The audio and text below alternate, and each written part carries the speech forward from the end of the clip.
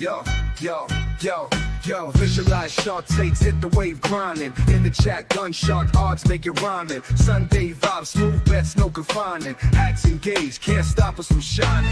Bet on the spread, liking it, keep it tight. Push the odds further, jack on a hindsight. Odds fellows mind grasping the right sight. Hats, caps on heads, winners in plain sight. Hit the light, get in the chat, feel the flow, cash it, every dollar see the bank roll. Sunday grinding picks, now you gotta know. Extra points on the screen, sharp minds always glow. Big parlays, predictions we home. Standing tall, betting knowledge all.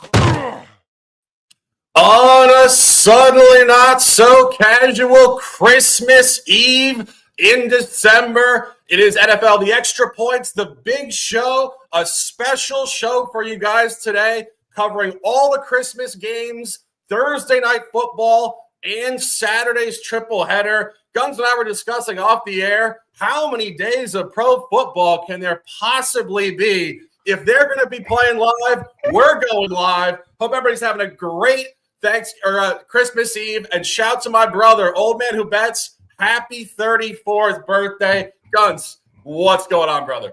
Yeah, happy birthday to the old man himself. And man, we decided we're going to do a little bit of live pop-up show. We're going to break down the Christmas games. We're going to break down the Thursday games. We're going to break down the Saturday games so you guys can feast all weekend long and lead us up to the Sunday slate that is going to happen in the NFL. Week 17 action. And man, oh man, am I loving it. Ho, ho, ho. Let's get into some plays that pay the bills, baby. Got our ugly Christmas sweaters on. The vibes are top. We hope you guys are having a great holiday season, and we are dropping numerous officials for these next 3 days of NFL play. Not waiting around. Tomorrow it will be Christmas Day, a doubleheader on Netflix. We hope Netflix gets their broadcasting clean. We had some disruption in a boxing match about a month ago. No disruption here. We're going to talk the 4:30 game first. We really like this game at a top level. 4:30 NRG Stadium in Houston. Ravens, Texans, all four teams on Christmas Day playing their third game in 11 days. A lot to discuss. How will the fatigue impact these teams? Who cares for the playoff race? Who doesn't? The gun is honed in on an official. I have the total. Guns. Baltimore -5.5. Yeah, it was the night before Christmas, and all through the house, nobody was stirring but Lamar Jackson. He's in the house. And we're going to be looking at this game, and I love Baltimore here at -5.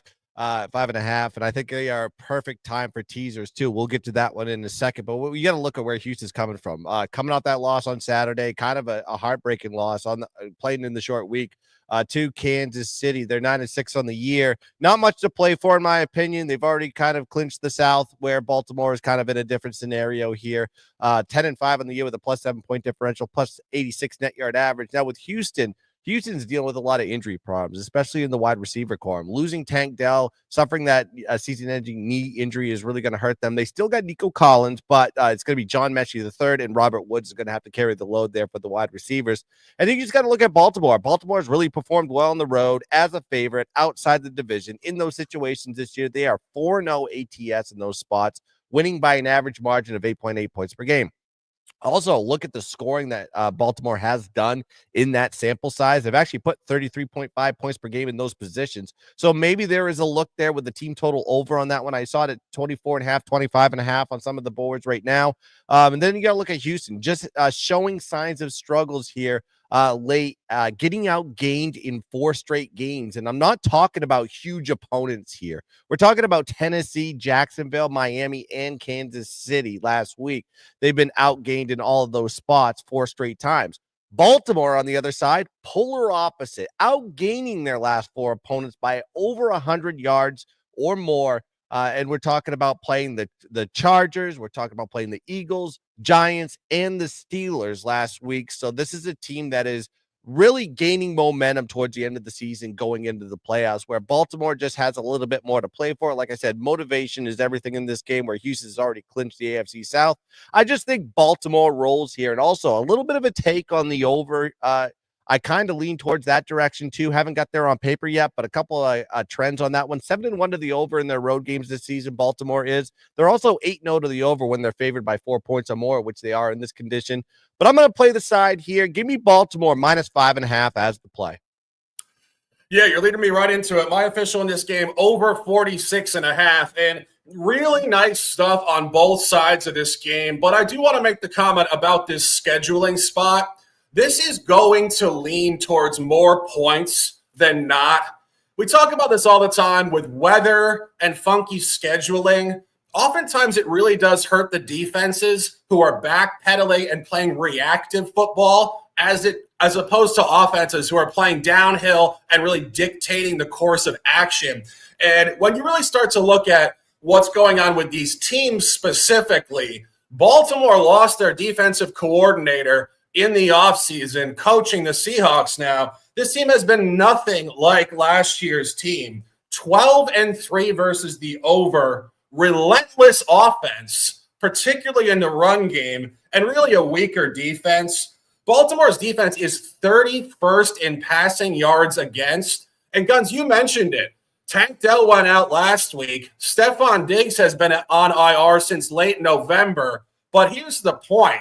When the other team can't defend the pass, I think you're going to see C.J. Stroud really open up this game on the afternoon tomorrow. And if you look at where Baltimore is offensively, first in overall yards, third in points. And speaking of these funky scheduling spots, this is the 6th game this year Baltimore is playing not at 1 o'clock or 4 o'clock on Sunday. So that is Thursday night football, Monday night football, just off calendar spots. They're 5-0 versus the over in those spots. And it's exactly what I said. There's usually less defense when things get hectic in a calendar spot. It's also a great buy low on Houston. Houston is 6-9 versus the over. They started 2-8. So they were a pretty heavy cluster to the under going for the first 10 games. 3-2 last 5. And really at their home stadium this year, they're averaging 23.3 points per game themselves. So their defense has played well. The offense has actually been explosive. I think Baltimore's offense is going to be able to exploit that Houston defense. And when Guns and I were just talking about this before, this is really unique stuff from a data perspective.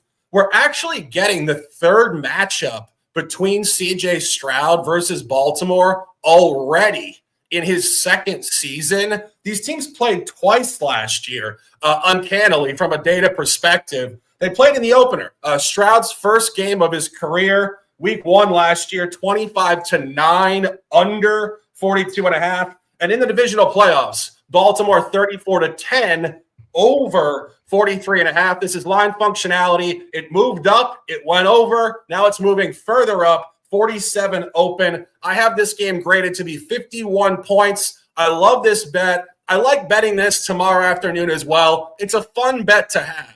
You're rooting for sides to score and a really entertaining game. 2 plays in this one, over 46.5, and the gun at -5.5 Baltimore. 1 o'clock, also on Netflix. Chiefs, Steelers, also in the same calendar spot. Fatigue will be immense. A lot going on in this game. The gun hasn't dropped a teaser on this show, I believe, all year. But he is now. Merry Christmas, people. Pittsburgh +8.5 combined with Baltimore at +0.5.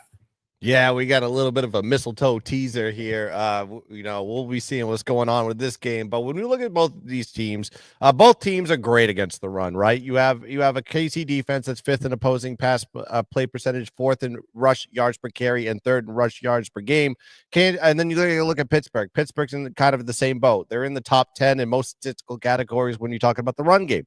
But the vulnerability with these two teams, passing wise, is when you can put the ball in the air and pass on them. You have KC that's ranked 60th in opposing completion percentage, 20th in opposing pass attempts per game, and 17th in opposing yards per game. And then on the Pittsburgh side, 17th in opposing pass yards per play, 18th in opposing pass yards per game, and they're 20th in the league in opposing pass yards per game. And Pittsburgh, I know they performed well at home this season. They have a +8 differential, and they're 5-1 straight up in ATS in those positions. But they're going against a KC team that is 6-1 on the road this year, 4-3 ATS there, and they're 1-3 ATS in their last 4 road games.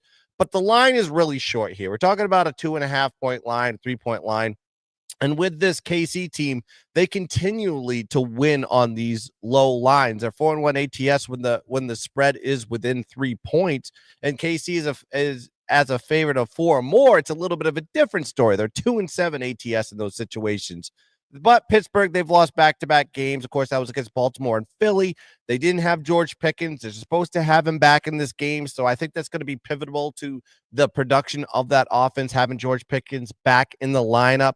I'm a little bit hesitant to take Pittsburgh on the +2.5 on the sheer fact that KC usually wins these games outright. They've been doing it all year. They've been playing these one-possession type games, and that kind of puts them in a position where I think this could be a 3-point game one way or the other. So let's tease this game up.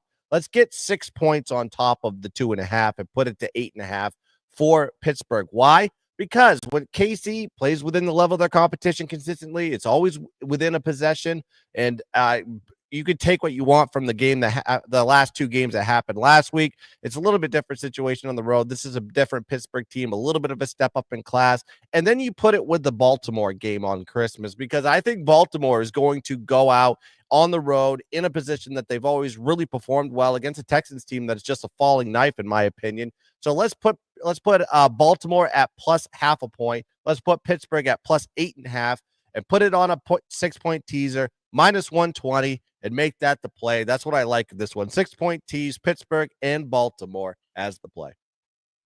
Yeah, I would tend to agree. I think you're going to see a game inside of 7 points either way. A blowout is not coming in this game at all. And, it really is symptomatic to this calendar spot. But I think even more specifically, this is really not where Kansas City performs well. We've talked about this before. Whenever Kansas City finds themselves playing on one of these holiday games, they just seem to not really care. And even Mahomes, but DeAndre Hopkins, he's barely been on the team for half a season. He's making quotes about how terrible this schedule is and all this stuff. And, you go back to last year, the Chiefs did play on Christmas Day last year as well, and they took a really abysmal home loss to the Raiders. If you want to just cross the talent and the competitive environment, Raiders or Steelers on the road, if they can't beat Vegas at home, are they going to beat the Steelers on the road?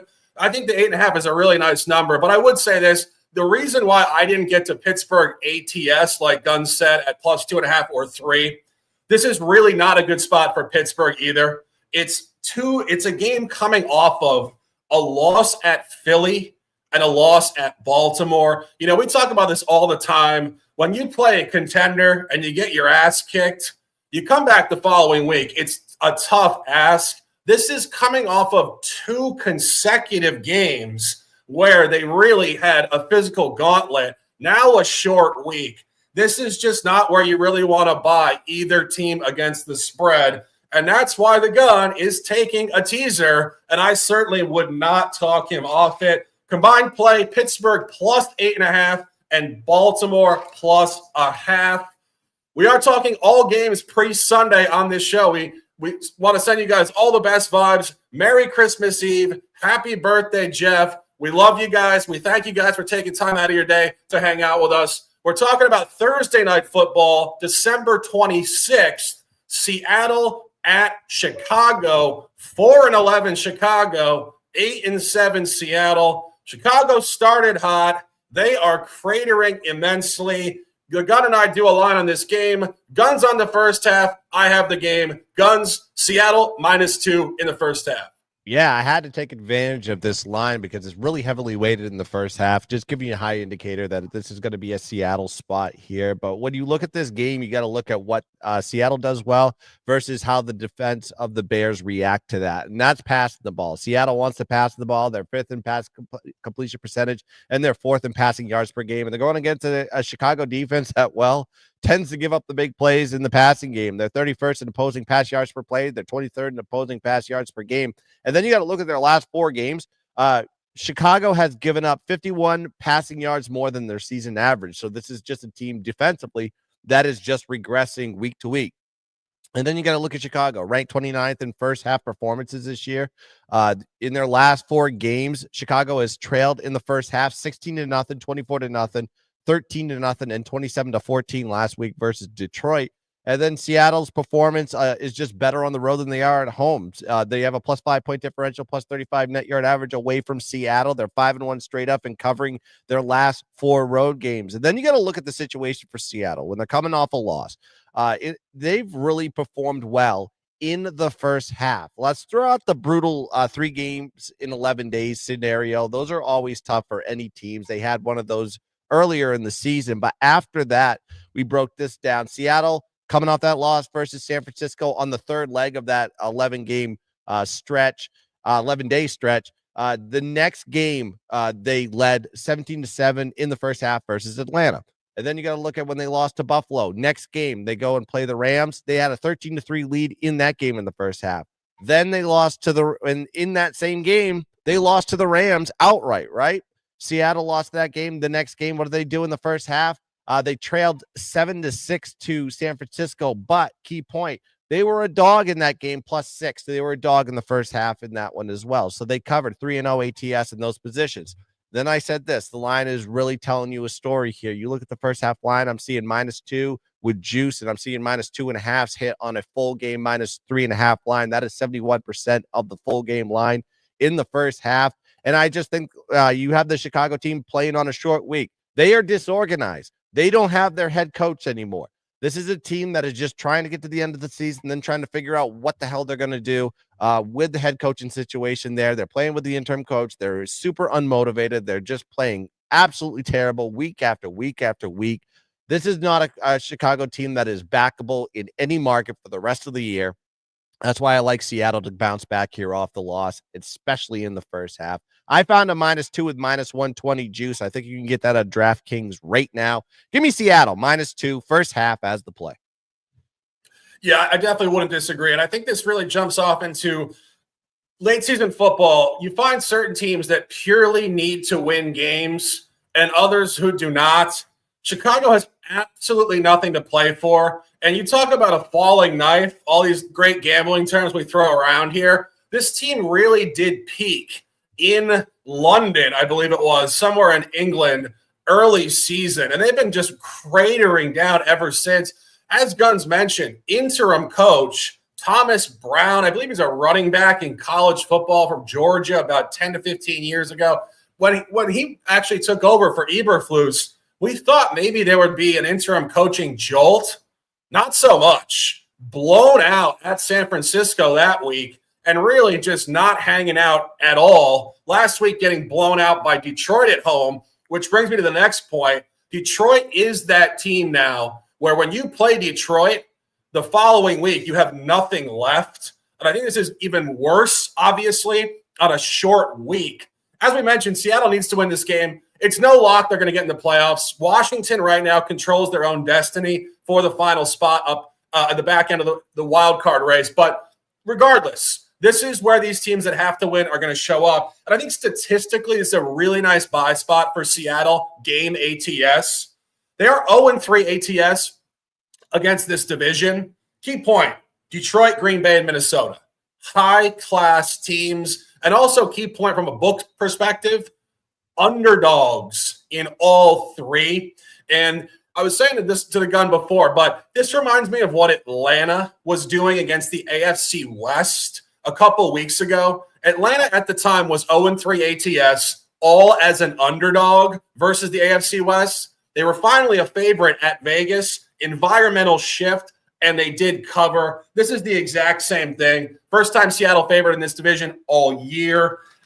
This game, I think, speaks to about a 12-point win. And as I mentioned, Chicago purely is a fade. They started 4-1-1 ATS. They're 3-6 ATS last 9. Their home covers this year, they have 5 of them. 3 of them as a favorite against complete bottom feeders. Tennessee, Carolina, not a bottom feeder, Rams, but when the Rams were injured, and 2 times in the division as an underdog. So when Chicago covers at home, they're either favored or they're in the division.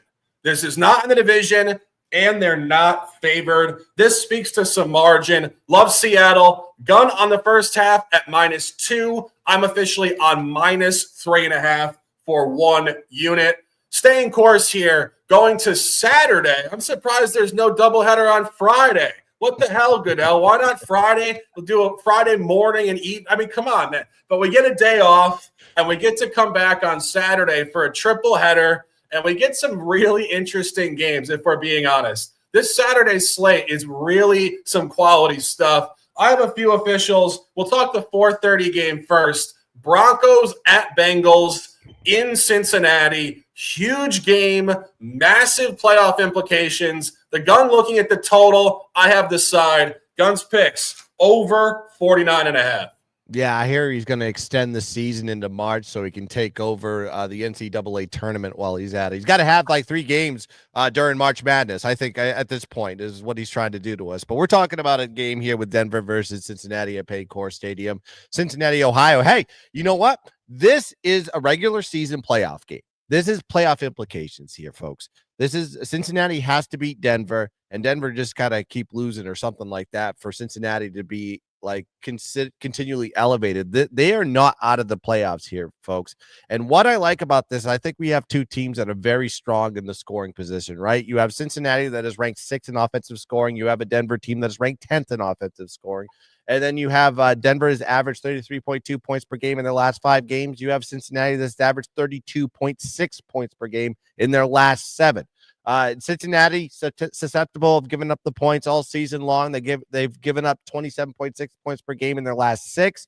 And then Cincinnati in this spot at home, they're 5-2 to the over this season, and this is the highest total that Cincinnati has seen in their home games all year. And then Denver on the other side, 4-1 to the over in their last 5 road games, and this is the highest total Denver has seen in any type of scenario. They've never seen a total this high in any one of their games all season long. I think the closest was 44.5, so that has given you a very high total story on this game. And I just think between these 2 teams, I think this Denver defense is starting to regress. They're starting to allow points. We saw it last week versus the Chargers. It seemed like methodically both teams were moving the ball up and down the field. And with Cincinnati, their offense is so good, they're going to want to pass the ball here. And that's how you beat Denver. You stay away from the run and you just pass the ball up and down the field. And I think they're going to try to do it here. And if you're going to want to stay with Cincinnati, you're going to have to score points yourself. So it's going to be a good back and forth between 2 playoff caliber teams. This is a good playoff implicating game here. If Cincinnati loses, they're out. If Denver loses, they're in trouble here. But I'm going to take Denver Cincy over the total here, 49.5 as the play. Yeah, I love the over. I think anytime Cincinnati's playing, they're an over team. And obviously, you've seen, as you mentioned, Denver's defense really kind of cratering down in the last couple of weeks. I'm officially on Cincinnati at -3. We see our guy Clint says Cincinnati has to be the spot. We totally agree. And Justin Mack will be our guy. We appreciate you immensely, sending you guys all the best holiday vibes. But let's talk this game on Saturday afternoon. This is where you just want to buy Cincinnati. This is not particularly complicated of a handicap. This team has been massively undervalued all year. It started off poor, and it has improved, sitting 7-8 straight up, 9-6-1 ATS. Still really a buy low. I mean, they're not going to get enough games to really get back to the mean until next year. We'll be talking about this in October of next year, referencing we're still buying low on Cincinnati because they were so poor for a period early season this year. But they are 10th in the playoff race, and we're not sure they're going to be able to get there, like Gunn said, but you're going to get a massive effort. They're also a great buy low at home. I think fairly inexplicably, they were 0-3-1 ATS at home to start the season in their first 4, 2-1 ATS since. And you look at the Denver side of this game. Before Denver lost at the Chargers last week in really kind of a coin flip game back and forth, it was fairly well noted that both Denver and the Chargers had cleaned up all bad teams to get to their high level of win rate. And I really think that Denver, even right now, is still an incredible statistical sell. They're 10-4-1 ATS. I believe that is probably number 1 in the league against the spread. But as I mentioned, mostly against non-playoff type of teams, not Cincinnati, who went to the Super Bowl 3 years ago and has a top 5 quarterback, without question. And this is the fourth game Denver's playing against the AFC North this year. Really intelligent stuff from a line perspective. 1-0 as a favorite. Home game Monday Night Football against Jameis Winston and the Browns. We had Denver correctly that week as a favorite. 0-2 as a dog. Took a margin loss at home early season.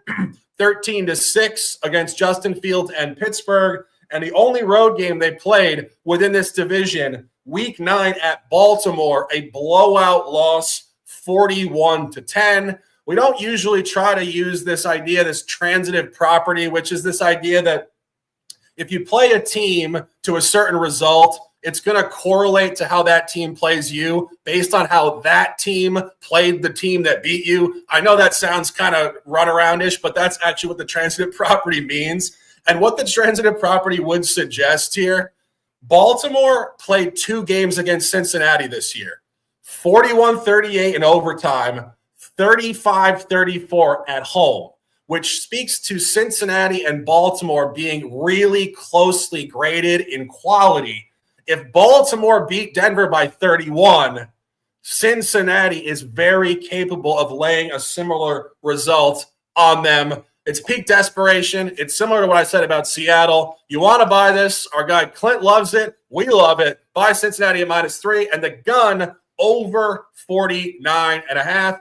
8 o'clock. We're going back to 1 o'clock after this. We want to go to 8 o'clock first. This is a big game. This is NFC West. Cardinals, Rams to cap the Saturday slate. A lot of things happened last week.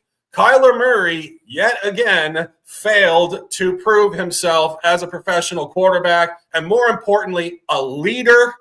Now that Arizona, I believe, is officially eliminated, the gun noticed, and he is on the Rams at -6.5, an official. Yeah, we call this you lose the same game twice, especially with an unmotivated team that got their hearts and dreams crushed in overtime versus Carolina. 7-8 on the year, this Arizona team is. And then you have the Rams that are just playing exceptional football after a terrible start to the season. They're 9-6 on the year. They've won 8 out of the last 10.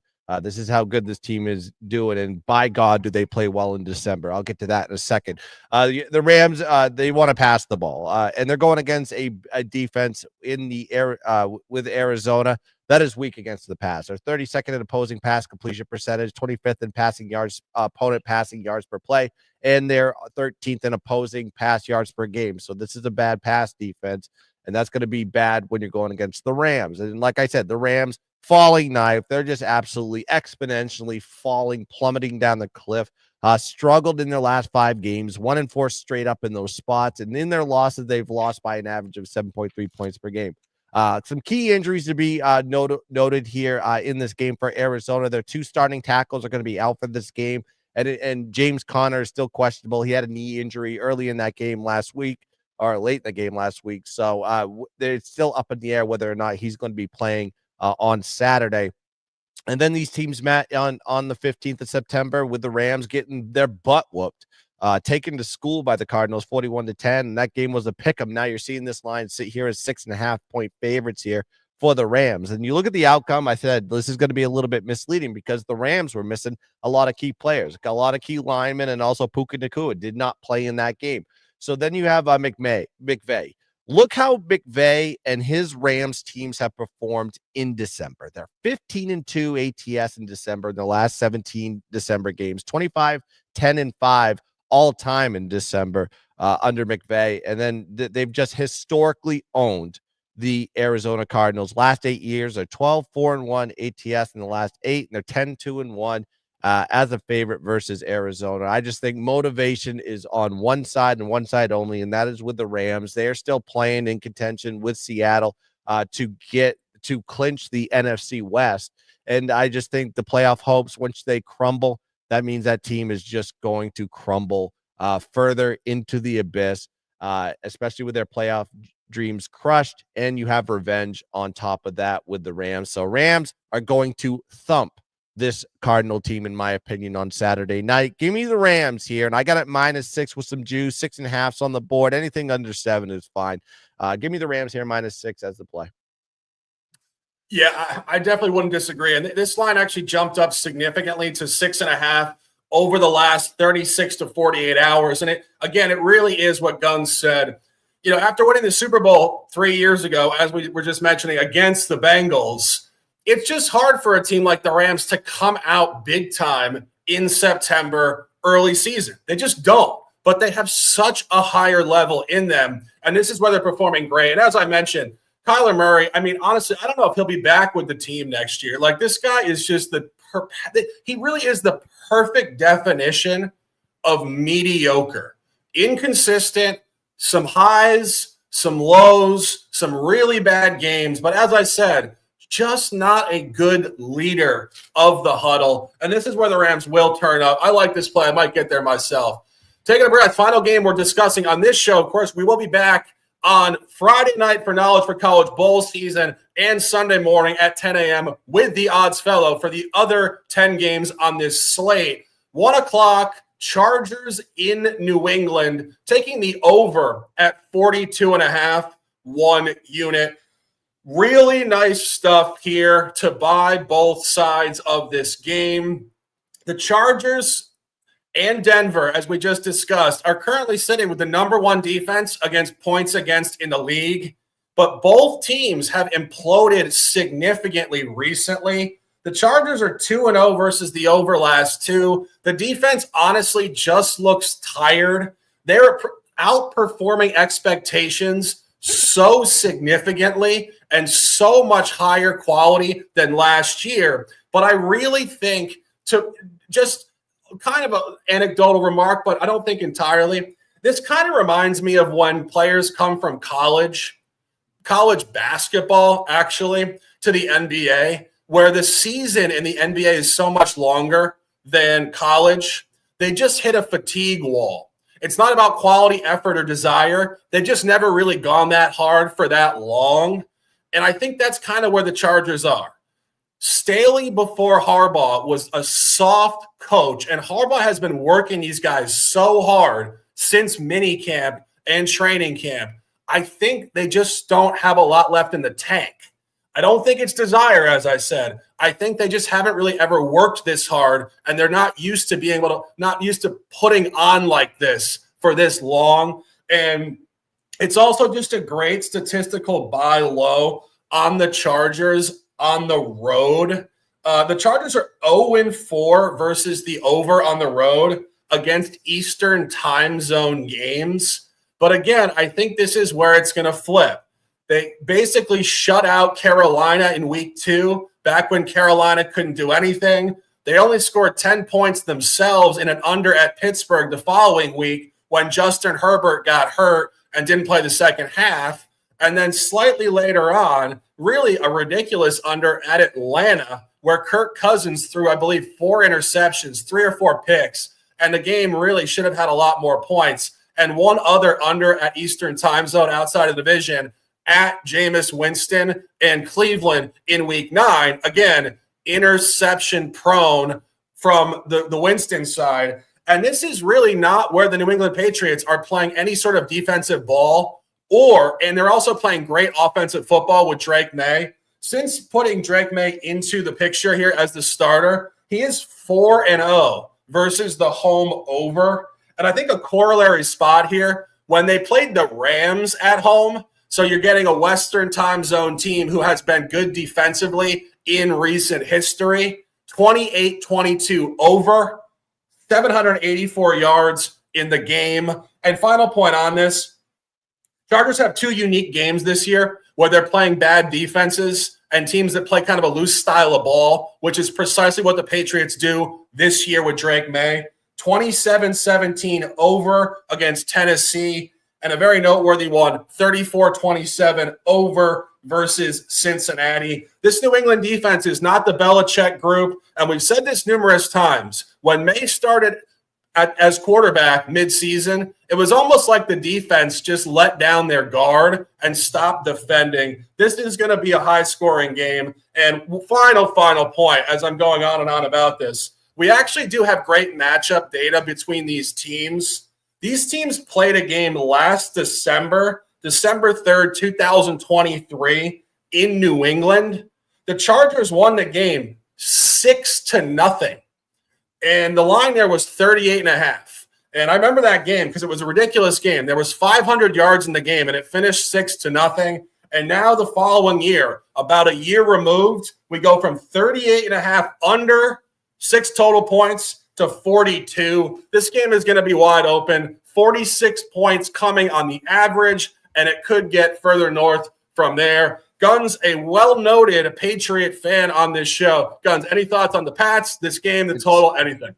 I wrote some notes, and I was going to write the over on this one, and I just kind of stopped myself. I just wanted to make sure I had my ducks in a row in this one. But as you're talking this out, I started looking at, like, you look at the Chargers, and I know the Chargers are great statistically as far as opponent scoring is gone. But look at how much they've given up recently. I mean, 27 to Cincinnati, 30 to Baltimore. Granted, Atlanta, they only gave up 13, but they gave up 19, 40, and then they gave up 27 last week to Denver. So, I mean, this is another one of those situations that we're going to see a back and forth here. And then without question, even last week, I was real pissed off about not getting the over with the New England and Buffalo game, because New England did drive the ball officially down the field but there was mistakes that were made, and they couldn't get the biscuit in the basket, turnovers, what have you, kind of changed the outcome of the dynamic of that game. So I think there is a little bit of a bounce back there. And then you said it here. It's like when this team goes on plays at home, it's a little bit different scenario compared to how they perform, road versus home splits on this one. I mean, they gave up, you even look at their last 5 games of how many points they've given up: 28, 34, 25, 30. So yes, New England can give up points, but they can also all they have to do is put up 20 or more. And that's basically what they're doing at home as of late. They average 20 points per game at home already. And that doesn't even include the Drake May factor in there, where they've put up more points there. So yes, this is going to be an over. I don't know who's going to be the winner of this one from an outcome, because I thought that line was kind of short at -4 for the Chargers, especially coming off that big win versus Denver. Maybe a little bit of an overlook when they have a conference opponent next week, but that's only the Raiders. Not a conference opponent, I'm sorry, a divisional opponent. So yeah, I would probably say this is going to be a high scoring affair here. And at the end of the day, before all said and done by Saturday, I'll probably have a write-up ready there for the over on this game. Yeah, and just one final point on it, just what you're talking about, the home games for New England here. These overs that they've had with Drake May at home have been against, I mean, not necessarily just automatic over teams either. It went over 62-point game against Houston. Houston has not been a road over team at all.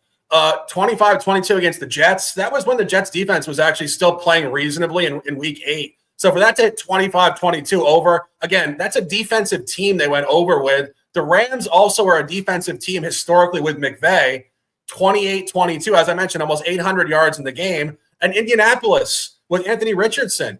I mean, you saw the last week against Titans, 38-30. But no, this Indianapolis team with Shane Steichen has not been really an explosive over team either. So it really is May being, I think, potentially really an elite young quarterback here, and just an explosive offense, and a defense is not playing. So it's a really interesting point there, that the Patriots are not just going over with over teams. They're going over with under teams. And I think they're going to take the Chargers with them. I think this is a really nice over at 1 o'clock on Saturday afternoon.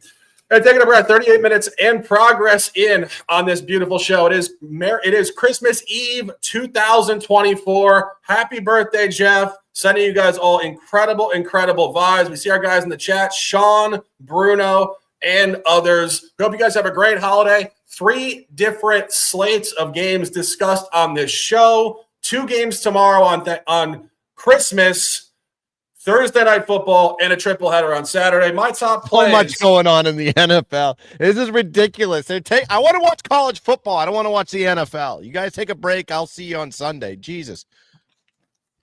Absolutely crazy. We said no Friday games somehow. Who knows? But yeah. Anyway, my 4 top plays: Houston, Baltimore over 46.5, Seattle -3.5, Cincinnati -3, and the Chargers, Patriots over 42.5. The gun, Pittsburgh +8.5, Baltimore a half. That is a teaser for the games tomorrow on Christmas. Baltimore -5.5, a standalone official from the gun. Seattle in the first half -2, Denver, Cincinnati over 49.5. And the Rams at -6 or -6.5. Merry Christmas, everybody. Happy holidays. All the best energy to you guys. We appreciate you guys immensely. We'll see you guys on Friday and on Sunday. Guns Picks, Merry Christmas, brother. I love doing the work. It's been a pleasure all year. Have a great holiday. Send them all the best vibes. Let's dominate. Yeah, we're going to do a live show Friday. We're going to break down all the ridiculous bowls, not the college football playoff bowls. Don't get it twisted. We're going to do that on New Year's Eve. So that's going to be the schedule there for college. And, of course, Clint asking any look on San Jose State and UCF. Yes, I'm going to do a video here right after the show, and I'm going to give you my pick for that game tonight. So just look out for that. I'm going to do it on the Guns Picks channel. So that's going to do it here. Bruno's in the middle of Christmas right now. He's already in it. He's already in the future in his DeLorean over there in international waters. RL, thanks, man. And I appreciate everybody in the chat that has joined us on Christmas Eve. I know there's not much going on, but we wanted to give you the plays for Christmas. We wanted to give you everything you needed up to Saturday. And, of course, we'll be back on the Extra Point Show Saturday to break down the rest with the odds fella. But I appreciate everybody that's joined us. Merry Christmas to all. Make sure you put the cookies in the milk out for Santa, or maybe some bourbon. I think Santa might need some bourbon tonight. It's going to be cold as hell here in Maryland, but let's cash some tickets. Let's dominate the bowl. And as always, ew, ho, ho, ho, ho. Let's keep dancing. Bye-bye.